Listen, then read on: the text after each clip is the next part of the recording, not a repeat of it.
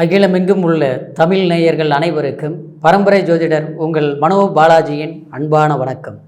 ரிஷபராசி அன்பு நேயர்களுக்கு 3 கிரக சேர்க்கை அப்படிங்கிற ஒரு நிகழ்வு உங்களுடைய ராசியிலேயே அமையப்போகுதுங்க. இந்த 3 கிரகங்கள் என்னென்ன கிரகங்கள் அப்படின்னு பார்த்துட்டோம்னா, சூரியன் பகவானும் குரு பகவானும் சுக்கிர பகவானும், உங்களுடைய ராசிநாதனுங்க சுக்கிர பகவான், ரிஷபத்துக்கு அதிபதி சுக்கிர பகவான்.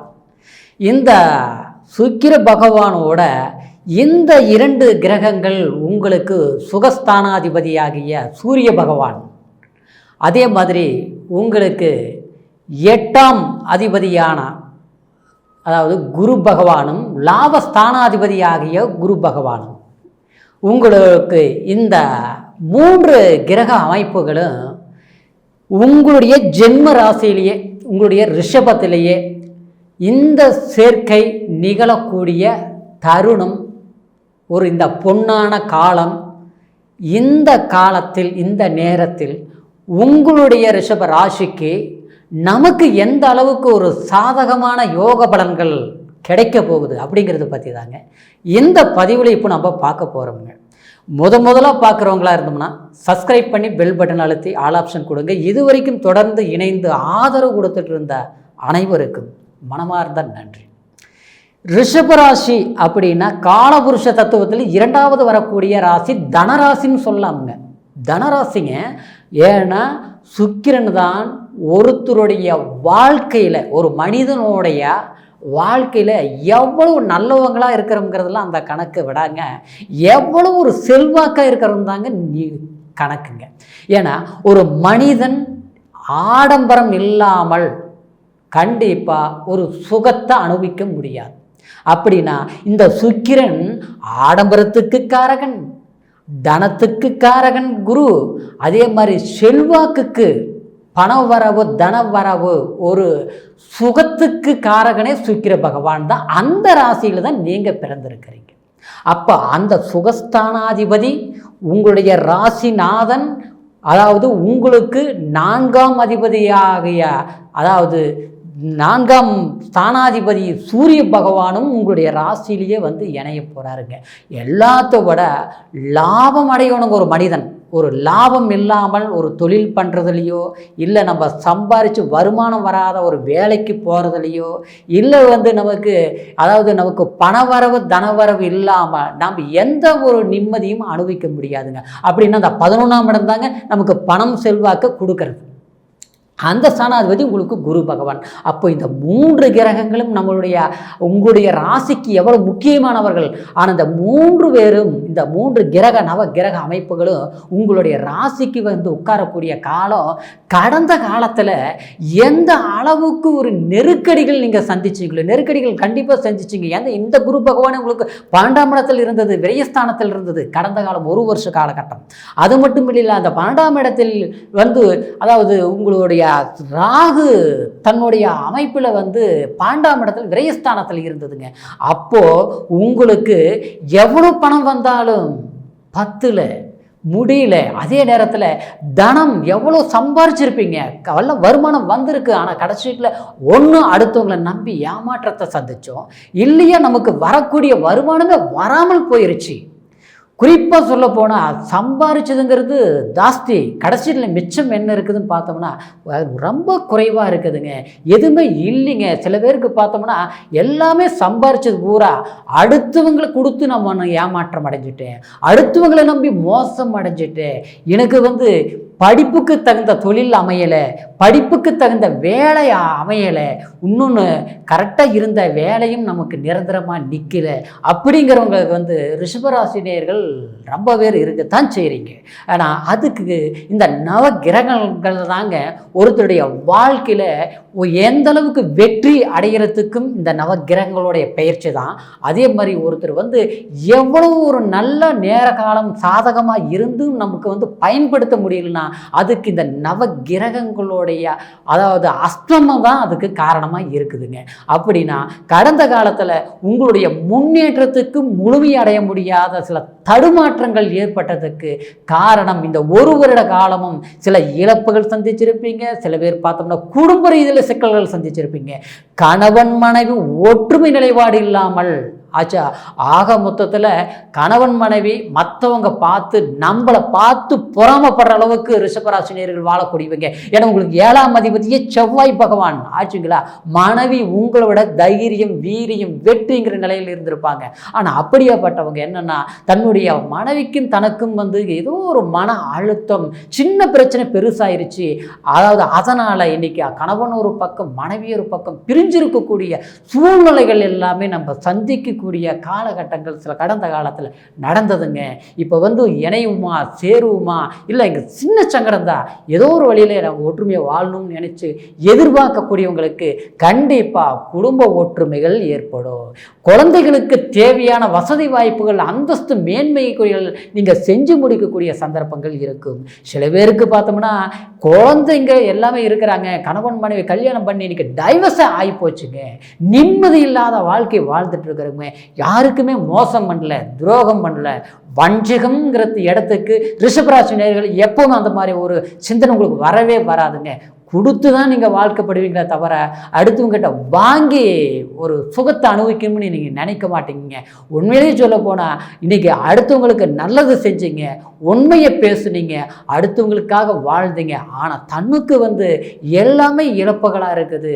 அடுத்தவங்களுக்கு உதவி யாருக்கு செய்யுமோ அவங்களாலேயே விபரீத பாதிப்புகள் வருது, சிக்கல்கள் வருதுங்க. இன்றைக்கி ஒரு வீடு கட்டுன்னு ஆனால் முழுசாக கட்டி முடிக்க முடியல, ஏதோ தடங்கள் வருதுங்க. ஆடம்பரம் சம்மந்தப்பட்ட சில விஷயங்கள் செய்தா ஏதோ பிரச்சனை மேலே பிரச்சனைகள் வந்துட்டே இருக்குதுங்க. எதுவுமே முழுமையாக முடிக்க முடியாத ஒரு சூழ்நிலைகள் ஏற்படுது. என்னென்ன புரியல அப்படின்னா அதுக்கு காரணம் கடந்த கால கிரக அமைப்புகள் தாங்க அதுக்கு சரியில்லாத நிலையில் இருந்தது. இந்த நிலை ஏன்னா உங்களுக்கு பஞ்சமாதிபதி ஸ்தானத்தில் உங்களுக்கு பூர்வ புண்ணியத்தில் கேது இருக்குதுங்க. இந்த கேது இருக்கிறது உங்களுக்கு குழந்தைங்கள கூட சில பேருக்கு பார்த்தோம்னா திருமணமாகி குழந்தைங்களுக்கு நல்ல கல்வி கொடுத்து அவங்களுக்கு சரியான வளமான வாழ்க்கை அமைச்சு கொடுக்க முடியல. அவங்க மாதிரி சொல் பேச்சு கேட்க மாட்டேங்கிறாங்க. அவங்க என்னவோ நம்மளை பார்த்து பிடிக்காத மாதிரி நடந்துக்கிறாங்க. என்னென்ன தெரியலைங்க. முதல்லலாம் இப்படி இல்லை அப்படின்னா அந்த பஞ்சமாதிபதி ஸ்தானத்தில் கேது பகவான் உட்கார்ந்துருக்குதுங்க. அப்போது அதனால் குடும்பத்தில் ஒரு சிலருக்கு ஒற்றுமை பாதிப்புகள் பாதிச்சிருக்கும். தசாபுத்தி நல்லா இருந்தால் தப்பு வராதுங்க. தசாபுத்தி சரியில்லாமல் இருந்தால் இந்த கோட்சார பலன்கள் அப்படியே நடந்திருக்கும். அதனால் குடும்பத்தில் ஒற்றுமை இல்லை, பணம் இருக்குது, செல்வா இருக்குது, மகிழ்ச்சி இல்லை, சுபகாரியங்கள் பண்ணலாம்னா செஞ்சு முடிக்க முடிய மாட்டேங்குது, தடைகள் வருது, தாமதம் வருது அப்படிங்கிற நிலை கடந்த காலத்தில் இருந்தது. இப்போ உங்களுடைய ஜென்மத்தில் குரு பகவான் உட்கார்ந்து அந்த கேது 5ஆம் இடத்தை பார்க்கறதுனால கண்டிப்பாக குழந்தைங்களுக்கு மேன்மை கொடுக்கும், நல்ல கல்வி கொடுக்கும், அவங்களுக்கு திருமண வாழ்க்கை செஞ்சு முடிக்கக்கூடிய வாய்ப்புகள் ஏற்படும். அது மட்டும் கிடையாது, அவங்களுக்கு ஒரு வேலை வாய்ப்புகள் இல்லாதவங்களுக்கு வேலை வாய்ப்புகள் கிடைக்க செய்யும். அடுத்தது குழந்தைங்களுக்கும் உங்களுக்கு ஒரு சுமூகமான பற்றுதல், பாசம், அன்பு வலுவடையும், மன திருப்தி அடையும், ஒரு பாச பிணர்ப்புங்கிறது கண்டிப்பாக உருவாகும். இந்த நிலை கண்டிப்பாக ஏற்படும். அடுத்தது பார்த்தோம்னா பூர்வீக சொத்துக்கள்னால இருந்த பிரச்சனைகள், இடம் வாங்கி சில சிக்கலாகி போச்சுங்க, வீடு கட்டி வித்துட்டுங்க மறுபடியும் ஒன்று உருவாக்க முடியுமா அப்படிங்கிறவங்களுக்கு கண்டிப்பாக நல்ல பலர் கண்டிப்பாக உங்களுக்கு உருவாகக்கூடிய வாய்ப்புகள் இருக்குதுங்க. ஏன்னா இந்த சுக்கிர பகவான் ஜென்மத்திலிருந்து 7ஆம் இடத்தை பார்க்கறதுனால உங்களுக்கு திருமணம் ஆகாதவர்களுக்கு திருமணமே முடிய மாட்டேங்குதுங்க. பெண் பார்த்தா சரியான பொருத்தம் இல்லை, பொருத்தம் நல்லா இருந்தால் பெண்ணை பிடிக்கல, பெண்ணு நல்லா இருந்தால் தன்னுக்கு பிடிக்கல. ஆக மொத்தத்தில் திருமணம் தடைகள். இது ஆண் ஜாதகமாக இருந்தாலும் சரி, பெண் ஜாதகமாக இருந்தாலும் சரி, காரிய தடைகள் ஆயிட்டு இருந்தது. ஆனால் அப்படியேப்பட்ட நிலையிலிருந்து இந்த சுக்கிர பகவானோட குருவும் சுபகுருவும் அசுர குருவும் ஒரு இடத்துல இருந்து 7ஆம் இடத்தை பார்க்கறதுனால கண்டிப்பாக உங்களுக்கு குரு பலம் மேன்மை அடையும். திருமண தடப்பட்ட விஷயங்கள் கண்டிப்பாக கைகூடி வரும். நண்பர்களால் பாதிக்கப்பட்டவங்க, கூட்டு தொழில் செய்து ஏமாற்றங்கள் சந்தித்தவங்களுக்கு கண்டிப்பாக தனிப்பட்ட ரீதியில் பொருளாதார வெற்றிகள் செய்யக்கூடிய சாதுர்த்தியமான முயற்சியில் நீங்கள் வெற்றி ஆளக்கூடிய ஒரு தன்னம்பிக்கை உங்களுக்கு கண்டிப்பாக பிறக்குங்க. ஏன்னா 7ஆம் இடங்கிறது தாங்க ஒருத்தருடைய வாழ்க்கையில் கனெக்டிவிட்டி. அப்படின்னா எல்லாருடைய இணைப்பு. 7ஆம் இடங்கிறது கலசரஸ்தானம், கணவன் மனைவி மட்டும் இணைறது மட்டும் கிடையாதுங்க. அதாவது நண்பர்களை சேர்க்கை, சொந்த பந்தங்களுடைய இணைப்பு. சில பேருக்கு பார்த்தோம்னா சொந்த பந்தங்கள் பகையாயிருச்சு, அண்ணன் தம்பிகள்னு எல்லாமே கொடுத்தோம், நல்லா பார்த்தோம், உருவாக்கணும், கல்யாணம் பண்ணி வச்சோம். ஆனால் கடைசியில் பார்த்தா இன்னைக்கு நீ யாருன்னு கேட்குற அளவுக்கு அவங்க ஓஹோன்னு இருக்கிறாங்க. ஆனால் நம்ம நேரம் பார்த்தா கஷ்டப்பட்டுட்டு இருக்கிறோம். அடுத்தவங்களுக்கு வழிகாட்டணும், ஆனால் நாம் வாழ வழி தெரியாமல் சிரமப்படக்கூடிய நிலையில் இருக்கக்கூடிய ரிஷபராசி நேயர்களுக்கு தன்னம்பிக்கையால், தன் பலத்தால் சாதிக்கக்கூடிய சாதுர்த்தியம் கண்டிப்பாக உருவாகுங்க. எனது சுக்கிர பகவான் தான் ஒருத்தருடைய வாழ்க்கையில் ஏகபோக சுகங்களை அள்ளி கொடுக்கக்கூடியவர். ஆனால் உங்கள் ராசிநாதனே உங்களுடைய ஜென்மத்திலேயே வந்து உட்கார்ந்து 4ஆம் அதாவது ஸ்தானாதிபதி உங்களுக்கு சூரிய பகவான் வந்து உட்கார்ந்து உங்களுக்குன்னு ஒரு பிரகாசம் கிடைக்கும், உங்களுக்குன்னு ஒரு வழி பிறக்கும். நீங்கள் எந்த இடத்துல இருந்தாலும் அந்த இடத்துல ஒரு சொந்த இடமாக்கி நமக்கு ஒரு மகிழ்ச்சிங்கிற ஒரு நிலை கண்டிப்பாக ஏற்படக்கூடிய ஒரு வாழ்வில் வெற்றிங்கிற ஒரு நிலை ஏற்படக்கூடிய ஒரு காலகட்டமாக இருக்கிறதுனால நிச்சயமாக உங்களுக்கு இந்த காலத்தில் இருந்து இனி வரக்கூடிய காலம் உங்களுக்கு ஒரு சாதுர்த்தியமான வெற்றியின் ஒரு நிகழ்வை நோக்கி பயணிக்கக்கூடிய ஒரு காலமாக இருப்பதனால முயற்சிகள் பண்ணுங்க. கண்டிப்பாக உங்களுக்கு பொருளாதார வெற்றி, தொழில்நாள மேன்மை, வெளிநாடு பயணங்களால் மகிழ்ச்சி அப்படிங்கிற ஒரு நிலை கண்டிப்பாக ஏற்படுங்க. இந்த காலம் 12/6/2024 வரைக்கும் இந்த 3 கிரக சேர்க்கைங்கிறதுனால இந்த நேரத்தில் நீங்கள் செய்யக்கூடிய சில விஷயங்கள் எதிர்காலத்துக்கு தேவையான வாய்ப்புகளாக அமையுங்கிறதுனால கண்டிப்பாக முயற்சிகள் பண்ணுங்கள். சாதகமான வெற்றி நிச்சயமாக அமையும். அதே சமயம் இப்போ சொன்னது கோச்சார பலன், உங்களுடைய ராசிக்கு கோச்சார பலன் நான் சொல்லியிருக்கிறேங்க. இருந்தாலும் உங்களுடைய பிறப்பு ஜனன ஜாதகம் எப்படி இருக்குது, அதில் வந்து கிரக அமைப்புகள் எப்படி இருக்குது, என்ன திசை பற்றி நடக்குதுங்கிறது ஒரு முறை பார்த்துக்குங்க. உங்களுடைய ஜாதகத்தை எங்கிட்ட பார்க்கணும்னு நினச்சிங்கன்னா கீழ் இருக்கிற நம்பருக்கு ஃபோன் செய்து உங்களுடைய பிறந்த தேதி, பிறந்த நேரம், பிறந்த ஊர் 3ஐயும் தெரியப்படுத்தி பொறுமையான நேரத்தில் என்ன நம்மளுடைய ஜாதகத்தில் எந்த யோகங்கள் இருக்குது, எப்படி இருக்குதுங்க தெரிஞ்சுக்கிட்டு அதுக்குண்டான முயற்சிகள் எடுங்க. ரிஷபத்துக்கு கண்டிப்பாக வெற்றி நிச்சயங்கிற ஒரு மகிழ்ச்சியோட மீண்டும் ஒரு அடுத்த பதிவில் உங்களை சந்திக்கிற வரைக்கும் நன்றி, வணக்கம்.